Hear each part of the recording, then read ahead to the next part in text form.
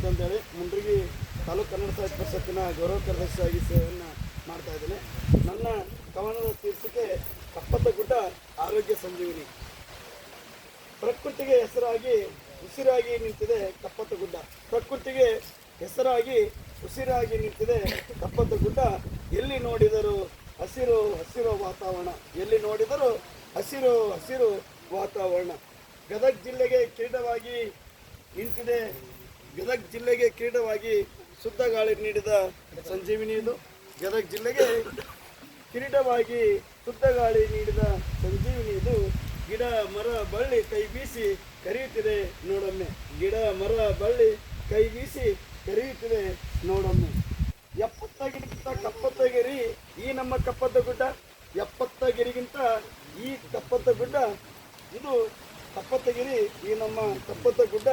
ಸಾವಿರಾರು ಗಿಡಮೂಲಿಕೆಗಳ ಔಷಧದ ತವರೂರು, ಸಾವಿರಾರು ಗಿಡಮೂಲಿಕೆಗಳ ಔಷಧದ ತವರೂರು.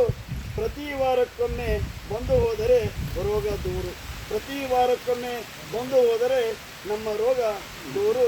ಕಪ್ಪತ್ತಗುಡ್ಡ ಉಳಿಸಲು ಸರ್ಕಾರದ ಸದಾ ಕಣ್ಗಾವಲು, ಕಪ್ಪತ್ತಗುಡ್ಡ ಉಳಿಸಲು ಸರ್ಕಾರದ ಸದಾ ಕಣ್ಗಾವಲು. ಕವಿ ಸಾಹಿತಿಗಳ ಕೈಬರದಿಂದ ಜೀವಂತವಾಗಿದೆ ಪ್ರಕೃತಿ, ಕವಿ ಸಾಹಿತಿಗಳ ಕೈಬರದಿಂದ ಜೀವಂತವಾಗಿದೆ ಪ್ರಕೃತಿ.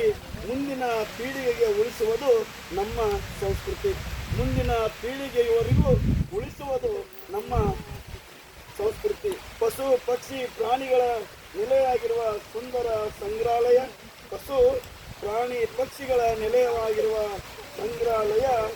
3 ಗಿರಿಗಳ ಸುಂದರ ತಾಣವೇ ನಮ್ಮಾಲಯ, 3 ಗಿರಿಗಳ ಸುಂದರ ತಾಣವೇ ನಮ್ಮಾಲಯ. ಕಪ್ಪತ್ತಗುಡ್ಡ ಆರೋಗ್ಯ ಸಂಜೀವಿನಿ, ಕಪ್ಪತ್ತಗುಡ್ಡ ಆರೋಗ್ಯ ಸಂಜೀವಿನಿ.